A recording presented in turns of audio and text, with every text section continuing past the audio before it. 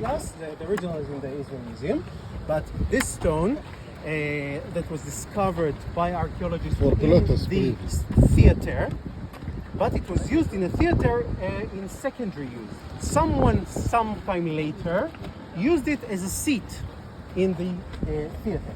And when the modern archaeologists discover it, they take it up and discover this inscription. Now, if you don't see this, you have here a little more clear, and we can see something is, well, half of the words in Latin finish in S, but doesn't help us a lot. But take 2-3 steps backwards, so more will be able to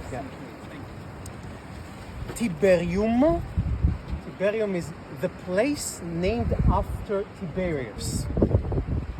It's not the person Tiberius, it's a place named after Tiberius. Tiberius is the Caesar, it's the emperor. Pontius Pilatus. This is supporting the Bible. The governor of Judea who did what? Crucifixion. Who crucified Jesus Christ. It's not the only thing he did, but this is one of the most famous things he did. So Pontius Pilatus, what is his position? He was the governor. The governor of Tiberias. Judea. The governor of Judea. So what is written? Praefectus Judaeae. So it's not just random Pontius Pilatus, like there are many Chaim Cohen. It's Pontius Pilatus, the governor of Judea.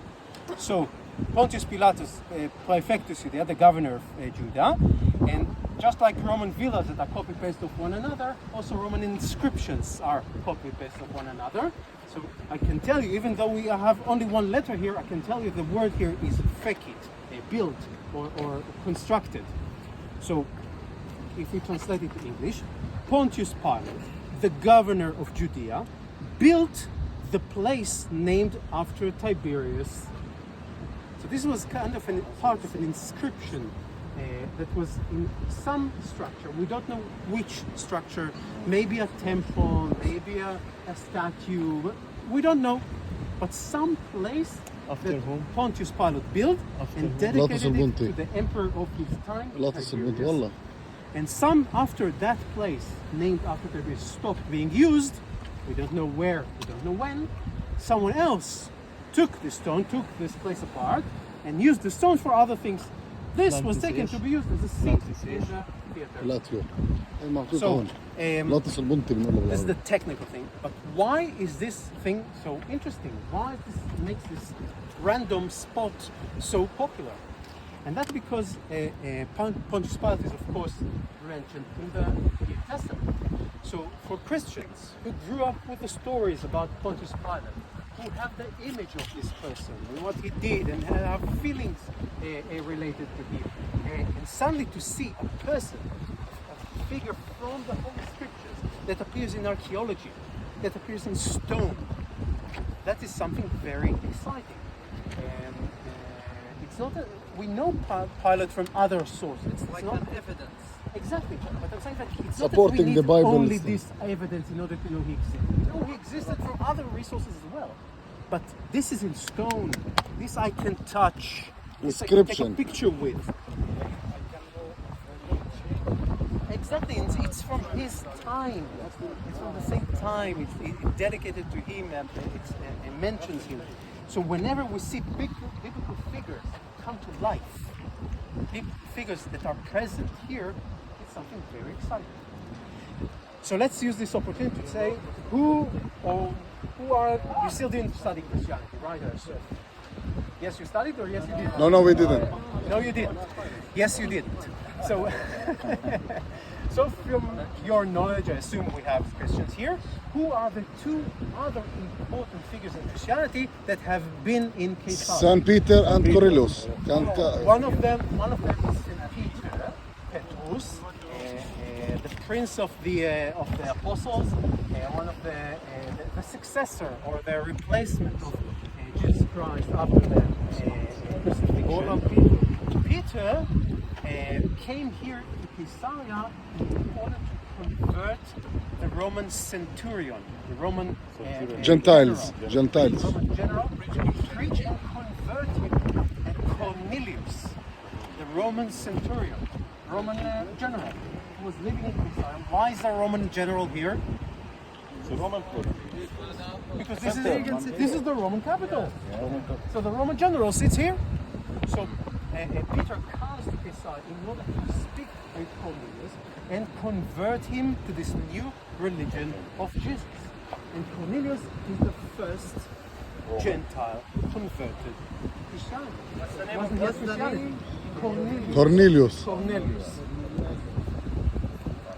We rarely mention the fact that there was one other person that converted before him, an Ethiopian slave, but that sounds much less impressive than the Roman centurion. But in the ethos of Christianity, Cornelius is the first Gentile to be converted into Christianity, and that signals the beginning of the preaching of this new religion, not only to Jews, but to all the world. This story begins in Caesarea, and it's very important. Who is the second important figure in Christianity? Who was here? Paul. Exactly. Paul of Tarsus. Shaul HaTaisi. Paul is not one of the early 12 disciples. He joined Christianity afterwards, and he's the one who really spread Christianity and made Christianity what we know today as Christianity. Paul was eventually caught by the Romans and was put to trial. You will learn about it, you will read the text, you'll know about it better in the future. But for the time being, let's mention that Paul was a Roman citizen. Right. From a royal family.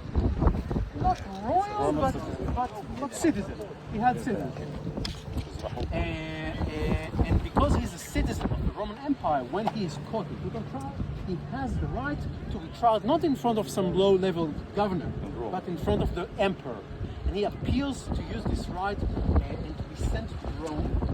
But before he is sent to Rome to be governed, to be judged, eventually executed by the emperor, the Bible, the New Testament part of the Bible, tells us that he stayed in captivity, in jail, in Caesarea for 2 years. Why in Caesarea? Because this is the capital. This is where the main prison of the governor, the Roman government, is. Now, where would Roman governors keep their important prisoners? In the capital. Where in the capital? Where in the city? In the palace. In the palace. We know that in all Roman cities, in all Roman capitals in the empire, the main prison of the capital city is always in the palace, in the governor's palace, because there you can guard the prisoners. There you can see where they are, what they're doing. So, if this is the palace of the Roman governor, then this is where Paul spent 2 years of his life. Almost the last. He spent a few more years in Rome before being executed. So I don't know to show if it was this room or that room, but it's this building, this structure. This is where Paul, one of the most, or let's say, let's stay with one of the most important figures in Christianity. Spread the Christianity. He was here, in this room or in this room, but he was in this building. And think about the connection. The religious Christian that hears all his life about Paul and adores this person. When he comes to the same building that this person spent 2 years, this is a very emotional thing. So this is definitely something that can tell Christian groups that when you are here in the palace. But let's say a group is not Christian. Let's go to Judaism. Which important Jewish figure spent important part of its life in Caesarea? Rabbi Akiva. Rabbi Akiva, he was one of the, that's not one, he was the most important religious figure of the early 2nd century AD, the time of the Mishnah already, after the destruction of the Second Temple, around the Bar Kokhba revolt, 132, 136 AD. And Rabbi Akiva, after supporting the Bar Kokhba rebellion against the Romans, and after the Romans destroyed this rebellion, Rabbi Akiva is caught by the Romans. He spends a few years in captivity in Caesarea, and then he's executed by the Romans in Caesarea. Terrible execution. They combed his flesh with iron combs. Unthinkable, but that's what Romans do. Rabbi Akiva. So, where was Rabbi Akiva kept in his captivity? The same Here, place. in the jail. The same The place. same jail, same structure, same palace. That we never know Not with where it because is. it was about 100 years after. But that's the Fantastic. same, maybe the same room, but definitely the same building. So can I show you if Rabbi Akiva was held in this room or that room? No. But I can tell you almost definitely that it's this building. And if you tell Jewish people, for them, Rabbi Akiva is one of the most known figures. We have songs about him. People know his name. Every year in Lag BaOmer, they tell his story. When a Jewish religious person comes here and you tell him that this is where Rabbi Akiva spent his lifetime and maybe here he was executed, it's a very emotional thing. But as you said, as you show us actually the structure or the image of the house, how it was, the villa, then I think they should know where the custody place or where the jail, where in the picture. One of the rooms was used as jail. So they don't say like specific because the Roman, as you said, it's like a McDonald's. Yeah, but the use of every room can be different. But the structure of the rooms will be So there is no such a no. solid like place. We did find the guards room, but not the jail room. Not the jail. Not the jail. That's it. So a few interesting contexts that you can.